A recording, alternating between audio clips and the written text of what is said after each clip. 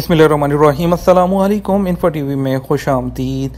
आज 12 अगस्त 2022 रोज़ जुम्मतुल मुबारक। सऊदी अरब की शाम तक की अहम तरीन खबरों के साथ मैं हूँ वसीम। अगर आप सऊदी अरब के गैर मुल्की हैं तो इन्फो टीवी चैनल को सब्सक्राइब करें, बेल आइकन को प्रेस करें। आपको मिलेंगी यहाँ पर ऑथेंटिक खबरें। आज शाम के न्यूज़ बुलेटिन में भी नई अपडेट्स, तो वीडियो को मुकम्मल देखिएगा। शुरू करते हैं पहली खबर के साथ।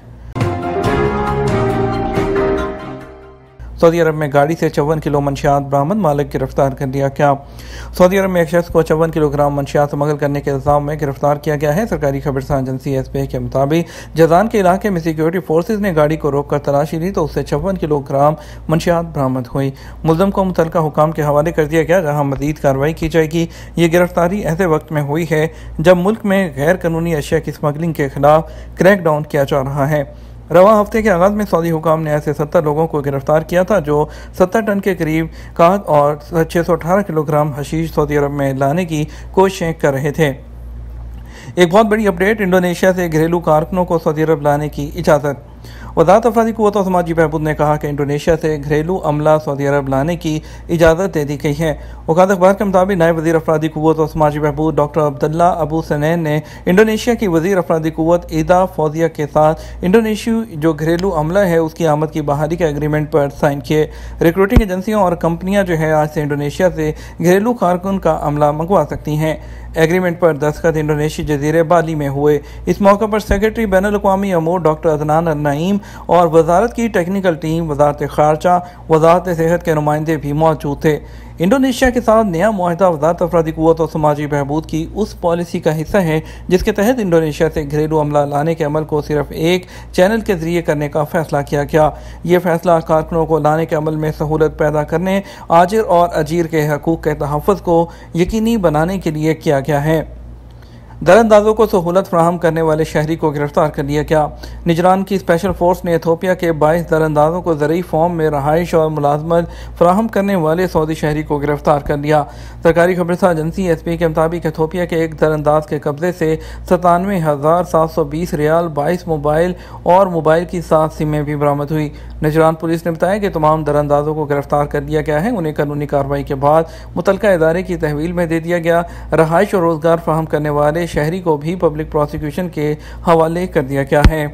गैर रजिस्टर्ड इदारे जो हैं उनको अतिया देना खिलाफ कानून है। सऊदी अरब में रियासती सलामती के इदारे ने मुकामी शहरियों और मुकीम गैर मुल्कियों को खबरदार किया है कि वो नामालूम और गैर रजिस्टर्ड इदारों को अतियात ना दें। नामालूम इदारों को अतियात देना दहशत गर्दी की फंडिंग में आता है। बाज़ औक़ात अनजाने में आप अतिया किसी ऐसे इदारे को दे देते हैं जो दहशत गर्दी में मुलव्वस होता है। ऐसा होने पर अतिया देने वाले से न सिर्फ बात पुरस होती है बल्कि जुर्म साबित होने पर उसे सज़ा का सामना भी करना पड़ता है। और इसके अलावा औक़ात अखबार के मुताबिक रियासती सलामती के इदारे ने मुकामी शहरियों और मुकीम गैर मुल्कियों को तवज्जो दिलाई कि बाद अफराद और इदारे धोखा देकर अतियात वसूल करते हैं और जमाशुदा रकम ऐसे इदारों को दे देते हैं जो इस तरह की एक्टिविटी में मुलव्वस होते हैं। जालसाज लोगों को ये तासुर देते हैं कि उनके जो चंदे हैं या अतियात हैं वो अच्छे कामों के लिए यूज़ होंगे।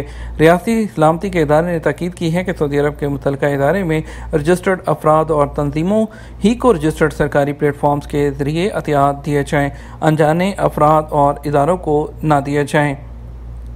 कार पॉलिशिंग में फील्ड में सऊदी खातून कौन है? निधि हमदाजा ने कार पॉलिश करने वाली पहली सऊदी खातून होने का एजाज़ अपने नाम कर लिया। सबक वेबसाइट के मुताबिक कार पॉलिश का काम सऊदी अरब में मर्दों के लिए ही खास माना जाता रहा।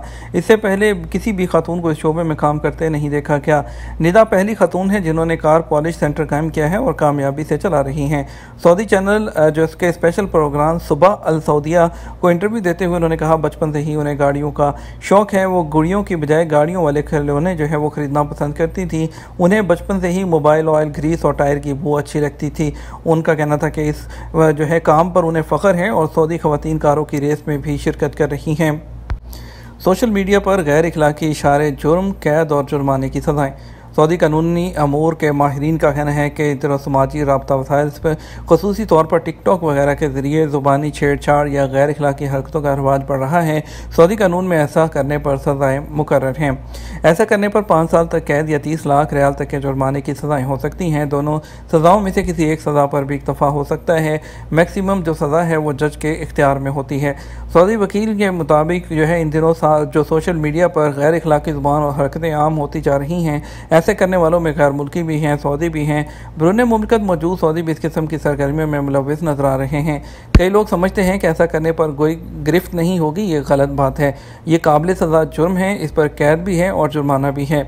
एक और सऊदी वकील इब्राहिम अलगामदी ने तवज्जो दिलाई कि टिकटॉक के जरिए इतलाती जुराइम का रवाज ज़्यादा है। गैर इखलाकी हरकतें करने या बदजुबानी या ज़ुबानी बदगोई पर कैद भी है और जुर्माने की सज़ाएँ भी सऊदी कानून में मुकर्रर हैं।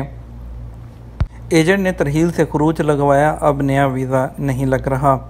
शेख यासिर का सवाल है, मेरा इकामा 5 साल से ख़त्म था। सिस्टम में कफ़ील रेड कैटेगरी में था, जिसकी वजह से तमाम मामलात ब्लॉक थे। कफ़ील ने कफ़ालत तब्दील कराने का कहा, मगर मैंने एजेंट के ज़रिए खरूज लगवा लिया। मालूम नहीं कि एजेंट ने जेल के ज़रिए खरूज लगवाया था। मैं पाकिस्तान आ गया। 1 साल पहले मैंने वीज़ा लगवाने के लिए पासपोर्ट जमा करवाया तो वीज़ा नहीं लगा। क्या अब मैं दोबारा वीज़ा लगवा सकता हूँ? सऊदी अरब में कवानीन तब्दील हो चुके हैं, नया कानून नाफिज हो चुका है। आपकी बुनियादी करी अभी जो सबसे अहम बात है वो आपका एग्रीमेंट होता है। आपकी सबसे बड़ी गलती ये थी कि जब आपका कफ़ील का इदारा रेड कैटेगरी में था, आपको चाहिए था कि आप अपनी कफ़ालत तब्दील करा लेते, स्पॉन्सरशिप किसी दूसरी जगह आप तब्दील करा देते। आपने एजेंट के ज़रिए खरूज लगवाया, जिसने आपका खरूज तरहील के ज़रिए लगवा दिया क्योंकि कफ़ील का सिस्टम ब्लॉक था। अब ये मालूम नहीं कि उसने किस इल्ज़ाम या कानूनी खिलाफ वर्जी तरहील के सिस्टम में दर्ज कराई होगी।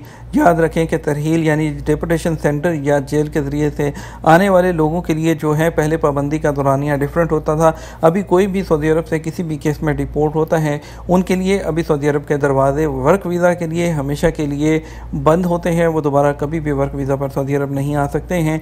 अगर वो आना चाहें तो वो हज करने या उम्रा करने आ सकते हैं। नईम खान पनहोर का सवाल है कि कफ़ील ने मेरा हरूब लगा दिया, मुझे क्या करना चाहिए? मुझसे पैसे भी ले लिए हैं और मेरा पासपोर्ट भी। आपने ये नहीं लिखा आपका इकामा कौन सा है, यानी इनफरादी वीज़ा है या मुअस्ससा या कंपनी वगैरह का है। अगर आप फैमिली ड्राइवर, चौकीदार, मज़ारा वगैरह हैं तो आप इनफरादी कैटेगरी में आते हैं, जबकि दूसरे वीज़े प्रोफेशनल कैटेगरी में आते हैं। अगर आपका हरूब लगे हुए 2 हफ्ते का वक्त नहीं गुजरा तो इस सूरत में फ़ौरी तौर पर आप लेबर ऑफिस की वेबसाइट पर जाएँ, हरूब के ख़िलाफ़ कंप्लेन फ़ाइल कर दें। याद रहे कि हरूब के कानून के मुताबिक 15 दिन के अंदर अंदर हरूब कैंसिल कराना आसान होता है। उसके बाद एक लंबा चौड़ा मरहला होता है। आपको लेबर कोर्ट में ये साबित करना पड़ता है कि आपके खिलाफ हरूब गलत लगाया गया था।